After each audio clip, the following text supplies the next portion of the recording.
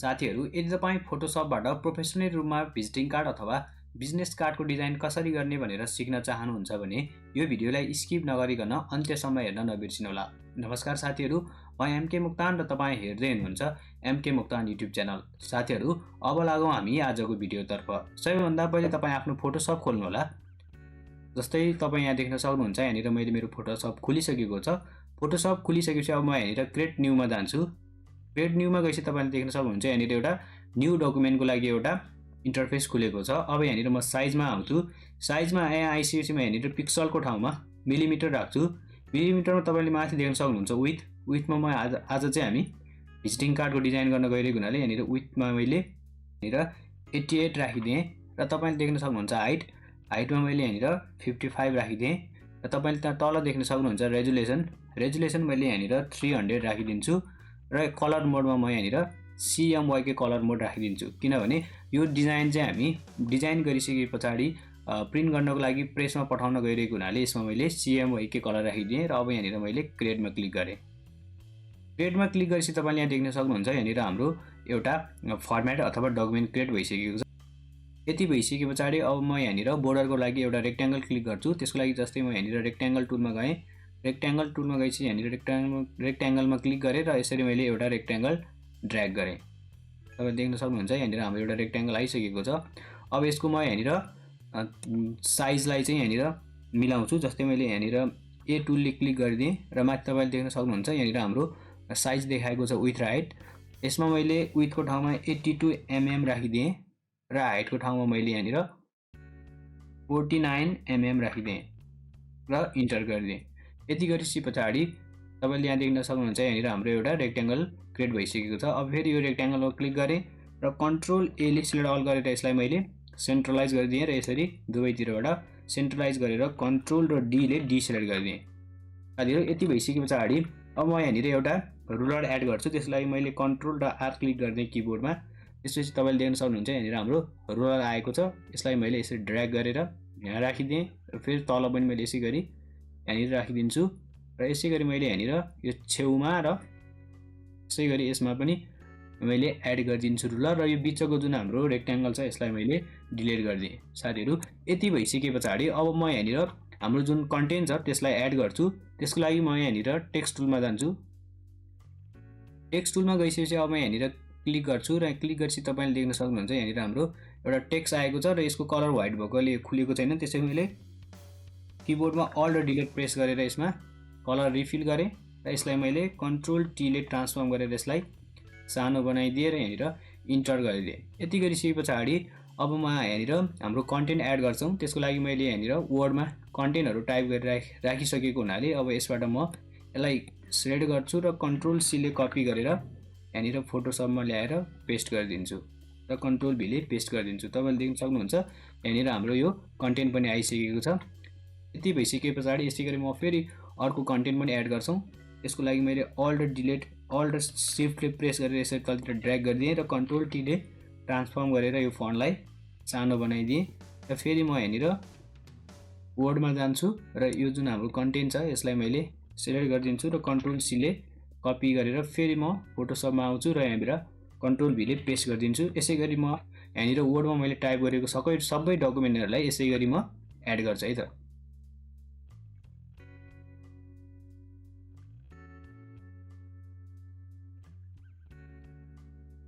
तपाई देख्न सक्नुहुन्छ यहाँनिर मैले मेरो सबै कन्टेन्टहरू लगभग यहाँनिर कपी गरिसकेको छु। अब फेरि म यहाँनिर अन्तिममा एउटा कन्टेन्ट बाँकी छ त्यसलाई यहाँनिर वर्डमा जान्छु र यसलाई सिलेक्ट गर्छु र कन्ट्रोल सी ले कपी गर्छु। फेरि म यहाँनिर फोटोशपमा आउँछु र फोटोशपमा आएर म यहाँनिर टेक्स्ट टुलमा क्लिक गर्छु र यहाँबाट टेक्स्ट टुलबाट एउटा टेक्स्ट बक्स ड्र्याग गर्छु र यति गरिसकेपछि यहाँनिर मैले छोडिदिएँ र यसको जुन फन्टको साइज छ त्यसलाई म घटाइदिन्छु। त्यसलाई मैले कन्ट्रोल ए ले सिलेक्ट अल गरेँ र माथिबाट यहाँनिर तपाईले देख्न सक्नुहुन्छ 52 छ। यसको ठाउँमा मैले 10 राखिदिएँ र इन्टर गरिदिएँ। यति गरिसकेपछि अघि मैले जुन कन्टेन्ट वर्डबाट कपी गरेको थिएँ त्यसलाई मैले कन्ट्रोल भी ले पेस्ट गरिदिएँ। तपाईले देख्न सक्नुहुन्छ यहाँनिर हाम्रो पेस्ट भइसकेको छ र यसको ग्यापिङ चाहिँ धेरै भएको कारणले यहाँ सबै कन्टेन्ट देखाएको छैन। त्यसैले मैले कन्ट्रोल ए ले सिलेक्ट अल गरेँ र क्यारेक्टरमा जान्छु र यसको ग्यापिङलाई मैले अटोमा राखिदिन्छु। यति भइसके पछाडि तपाईले देख्न सक्नुहुन्छ यहाँनिर हाम्रो कन्टेन्ट आइसकेको छ। यसलाई म फेरि सेन्ट्रलाइज गरेर यहाँनिर मिलाइदिन्छु।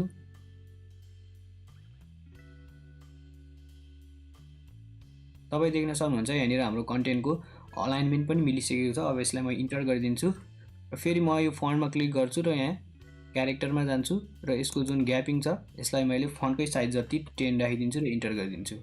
यति भएपछि तपाईँले फन्टको ग्यापिङ छ त्यो पनि घटेर आइसकेको छ। यसलाई मैले तल ड्र्याग गरिदिएँ र यो जुन यो फन्ट छ यसलाई पनि मैले यहाँनिर राखिदिएँ।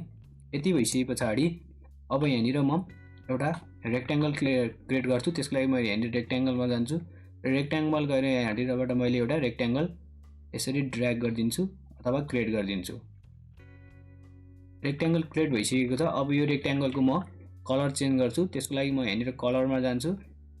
कलरमा गइसकेपछि म यहाँनिर अब यतातिरको कलर एउटा एड गर्छु र यसलाई मैले अल्ट र डिलिट प्रेस गरेर यहाँबाट एप्लाई गरिदिन्छु र त्यसपछि म यहाँनिर डाइरेक्ट सेलेक्सन टुलमा जान्छु र यो रेक्ट्याङ्गलको मैले यसरी ड्र्याग गरिदिन्छु र एस गरेर यस्तो टाइपको एउटा डिजाइन बनाउँछु र यो रेक्ट्याङ्गललाई म यतापट्टि सारिदिन्छु र यसमा म हाम्रो जुन फोन नम्बर छ यसलाई मैले यहाँनिर ल्याएर राखिदिन्छु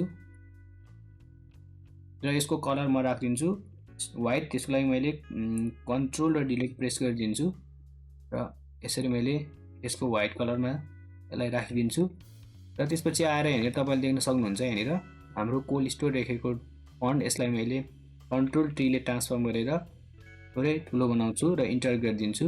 इन्टर गरिसकेपछि अब यसको कलर चेन्ज गर्छु। त्यसको लागि म यहाँनिर क्यारेक्टरमा जान्छु र यो कलरमा गएर यसको कलरमा यहाँनिर ब्लू राखिदिन्छु र ओके गरिदिन्छु र यति भइसके पछाडि यो जुन बिचको कोल्ड लेखेको छ यसलाई म यतिलाई मात्रै सिलेक्ट गर्छु र सिलेक्ट गरेर फेरि म यहाँनिर कलरमा जान्छु र यहाँबाट मैले यसलाई रेडमा एप्लाई गरिदिन्छु र ओके गरिदिन्छु। तपाईँले देख्न सक्नुहुन्छ यहाँनिर हाम्रो कलर पनि एप्लाई भइसकेको छ। र फेरि म यहाँनिर क्यारेक्टरमा गएर यसको जुन फन्ट छ आकृति यसलाई मैले चेन्ज गरेर गणेश बनाइदिन्छु।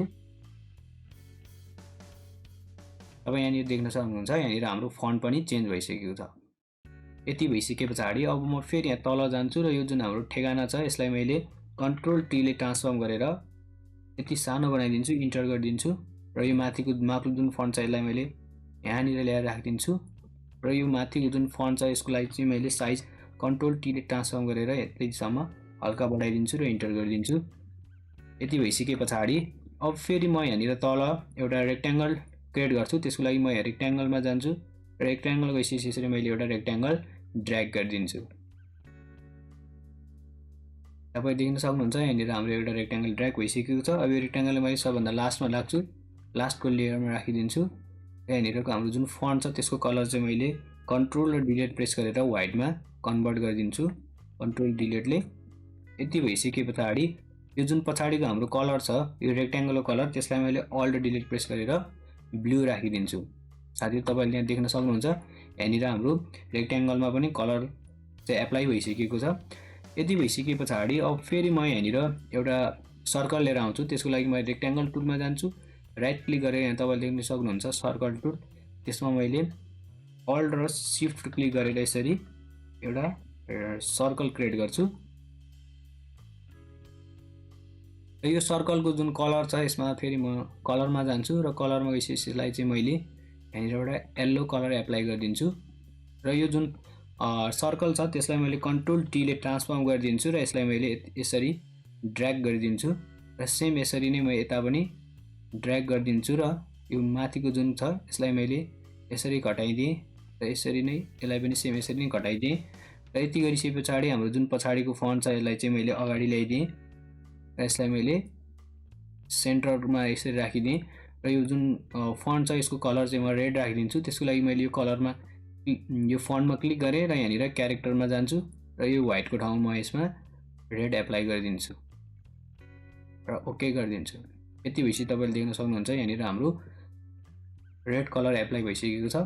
अब यो जुन फन्ट छ त्यसको मैले फन्ट चेन्ज गरिदिन्छु। त्यसको लागि म क्यारेक्टरमा जान्छु र यसमा मैले गणेश फन्ट राखिदिन्छु र त्यसपछि फेरि म यहाँनिर फन्टमा आउँछु, यसलाई डबल क्लिक गरेर यसलाई मैले सेन्टरमा अलाइन मिलाइदिन्छु र यसलाई मैले फेरि यहाँ ल्याएँ र कन्ट्रोल टी ले ट्रान्सफर्म गरेर यसलाई हल्का सानो बनाइदिन्छु र इन्टर गरिदिन्छु र यो जुन हाम्रो फन्ट छ यो फन्ट र पछाडिको सर्कलमा क्लिक गर्छु, क्लिक गरेर यसलाई फेरि म अलाइन मिलाइदिन्छु यति भएपछि तपाईँले देख्न सक्नुहुन्छ यहाँनिर हाम्रो यो फन्टको पनि एलाइन मिलिसकेको छ। र यो भएपछि म माथि जान्छु, यो जुन हाम्रो फन्ट छ यो ठेगाना लेखेको फन्ट त्यसको चाहिँ म यहाँनिर कलरमा जान्छु र कलरमा गएर यसमा चाहिँ म ब्ल्याक कलर चुज गर्छु। यहाँ ब्ल्याक कलर चुज गर्छु र ब्ल्याक कलर चुज गरेर फेरि यहाँनिर यो फन्टमा क्लिक गर्छु र अल्ट र डिलिट प्रेस गरेर ब्ल्याक कलर एप्लाई गरिदिन्छु। साथीहरू तपाईँ देख्न सक्नुहुन्छ यहाँनिर हाम्रो सबै कन्टेन्टहरू आइसकेको छ। अब यहाँनिर म यो जुन हाम्रो पछाडिको ब्याकग्राउन्ड छ व्हाइट छ यसमा चाहिँ म हल्का थोरै ग्रेडियन्ट एप्लाई गर्छु। त्यसको लागि म यहाँनिर लेयरमा जान्छु। लेयरमा गएर तपाईँले तल देख्न सक्नुहुन्छ यहाँ ब्याकग्राउन्डमा यहाँनिर लक भएको छ, त्यसलाई मैले यहाँ क्लिक गरेँ र अनलक गरिदिन्छु र यसमा राइट क्लिक गरेर म माथि ब्लेन्डिङ अप्सनमा जान्छु र ब्लेन्डिङ अप्सनमा गएर यहाँनिर तपाईँको ग्रेडियन्ट ओभरलेमा क्लिक गर्छु। यसबाट म फेरि यहाँनिर ग्रेडियन्ट एप्लाई गर्छु। त्यसको लागि मैले यहाँनिरको यो ग्रेडियन्ट चुज गरेँ, ओके गरिदिएँ र ओके गरेपछि फेरि म यहाँनिर कलरमा जान्छु र यो कलरको ठाउँमा मैले यहाँनिर यतातिरको व्हाइट एप्लाई गरिदिन्छु। ओके गरिदिएँ। यो बिचको जुन कलर छ यसमा मैले फेरि क्लिक गरेँ र यसमा पनि मैले हल्का यहाँ यतातिरको र यहाँनिरको यो कलर एप्लाई गरेर ओके गरिदिएँ र यो थर्डमा रहेको जुन ग्रेडियन्ट छ यसमा क्लिक गर्छु र यसमा क्लिक गरेर पनि फेरि म यहाँबाट यहाँनिर कलर चुज गर्छु र ओके गरिदिन्छु र फेरि ओके गरेँ र ओके गरेर यहाँनिर यसको जुन ओपासिटी छ यसलाई चाहिँ मैले हल्का घटाइदिन्छु, यति जति राखिदिन्छु र यसलाई मैले ओके गरिदिन्छु। यति भएपछि तपाईँले यहाँ देख्न सक्नुहुन्छ यहाँनिर हाम्रो ब्याकग्राउन्डमा हल्का मैले यहाँनिर ग्रेडियन्ट पनि एड गरिसकेको छु। साथीहरू अब फेरि म यहाँनिर जुन हाम्रो लेयर छ अघिको त्यो लेयरलाई यहाँनिरबाट लक गरिदिन्छु र लक गरिसके पछाडि फेरि म यहाँनिर हाम्रो जुन माथि लेखेको फन्ट छ त्यसमा क्लिक गर्छु र यसलाई कन्ट्रोल एले सिलेक्ट अल गरेर यसलाई मैले फेरि सेन्ट्रलाइज गरिदिन्छु र कन्ट्रोल डीले डिसिलेक्ट गरिदिन्छु र सेम यो तलको हाम्रो जुन यहाँनिर ठेगाना लेखिएको छ त्यसमा मैले क्लिक गर्छु र कन्ट्रोल एले सिलेक्ट अल गरेर यसलाई पनि मैले यसरी सेन्ट्रलाइज गरिदिन्छु र कन्ट्रोल डीले डिसिलेक्ट गरिदिन्छु। साथीहरू तपाईँ देख्न सक्नुहुन्छ यहाँनिर अब हाम्रो फन्ट अथवा टेक्स्टको सबै कामहरू सकिएको छ। अब यहाँनिर म हाम्रो पिक्चरहरू एड गर्छौँ। त्यसको लागि मैले कन्ट्रोल ओ प्रेस गरेँ र कन्ट्रोल ओ प्रेस गरिसके पछाडि म यहाँनिर लोगोमा जान्छु। यहाँनिर तपाईँले देख्न सक्नुहुन्छ यहाँनिर मैले यहाँनिर पिक्चरहरू अगाडि नै डाउनलोड गरेर राखेको हुनाले यसमध्येको यो सुरुको यो जुन पिक्चर छ यसमा मैले ओपन गरिदिएँ।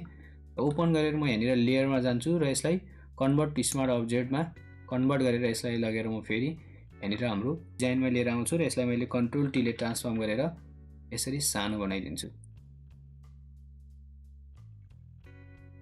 यसलाई मैले सानो बनाएर यहाँनिर एडजस्ट गरिदिएँ र इन्टर गरिदिएँ।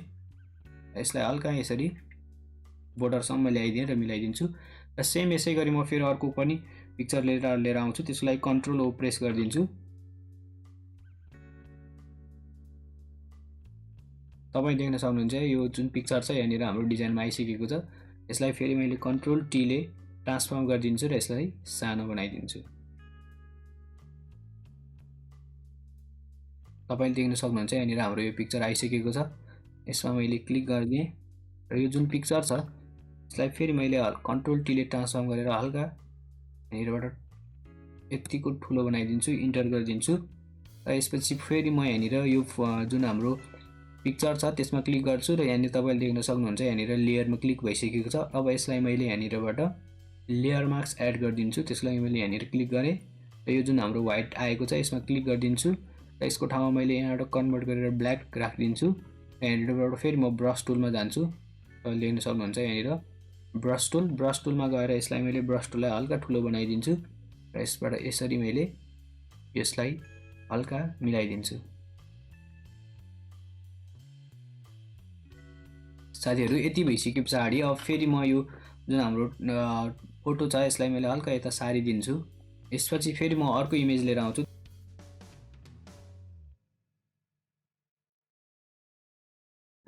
इन्टर गरिसके पछाडि सेम अघिकै जसरी मैले फेरि यसलाई पनि लेयर एड गर्छु, लेयर मार्क्स। त्यसको लागि फेरि म यहाँनिर यो जुन हाम्रो लेयर छ यसमा क्लिक गर्छु र यसबाट मैले लेयर मार्क्स यहाँनिर एड गर्छु र यो जुन हाम्रो व्हाइट देखाएको छ लेयर मार्क्स त्यसमा क्लिक गर्छु र यसबाट फेरि म यहाँनिर ब्रस टुलमा जान्छु ब्रस टुलमा गइसकेपछि फेरि म यहाँनिरबाट ब्रस एप्लाई गरिदिन्छु।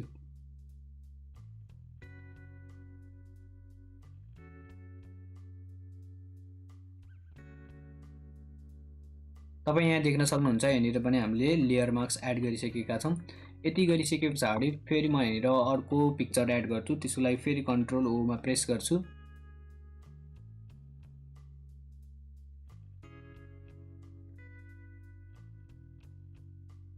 र यहाँनिर फेरि म अर्को एउटा पिक्चर लिएर एडजस्ट गर्छु। त्यसैले मैले यहाँनिर किबोर्डमा कन्ट्रोल ओ प्रेस गरिदिन्छु।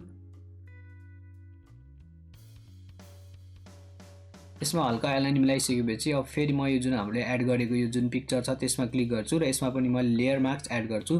त्यसको लागि यहाँनिरबाट मैले लेयर मार्क्स एड गरेँ। एड गरेर यो व्हाइट पार्टमा क्लिक गरेँ र यसमा मैले ब्रस टुलमा गएर यसलाई पनि यसरी लेयर मार्क्स एड गरिदिन्छु।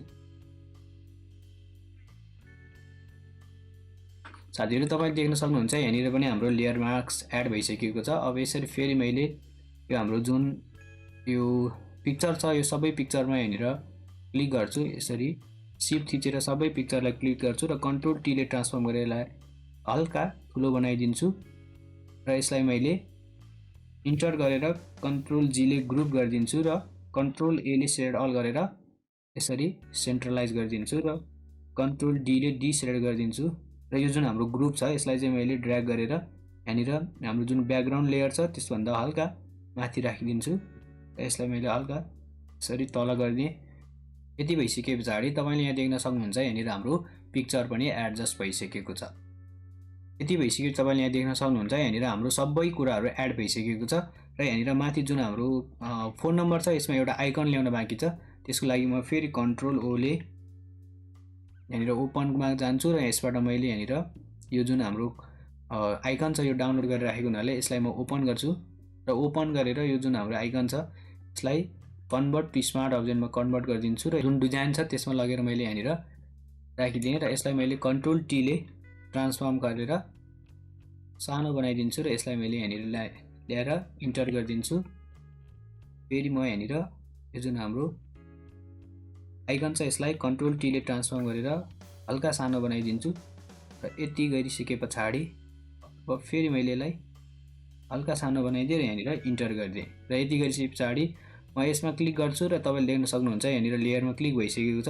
अब फेरि म यसको राइट क्लिक गर्छु र यहाँनिर ब्लेन्डिङ अप्सनमा जान्छु र कलर ओभरलेमा गएर यसको जुन कलर छ यसलाई चाहिँ मैले यहाँनिरबाट व्हाइट एप्लाई गरिदिन्छु र ओके गरिदिन्छु र यसमा पनि फेरि ओके गरिदिन्छु। साथीहरू फाइनली हाम्रो भिजिटिङ कार्डको डिजाइन कम्प्लिट भइसकेको छ। तपाईले यसलाई पीडीएफ फर्मेटमा सेभ गरेर प्रिन्टको लागि तपाईले प्रेसमा पनि पठाउन सक्नुहुन्छ। साथीहरू अब भने हामी भिडियोको अन्त्यतिर आइसकेका छौँ। सो तपाईलाई यो भिडियो कस्तो लाग्यो प्लिज कमेन्ट गर्न नबिर्सिनुहोला र मन परेमा भिडियोलाई लाइक शेयर र च्यानललाई सब्स्क्राइब पनि गर्न नबिर्सिनुहोला भन्दै आजको लागि भने भिडियो यति नै। अर्को नयाँ भिडियोमा हामी फेरि भेटौँला।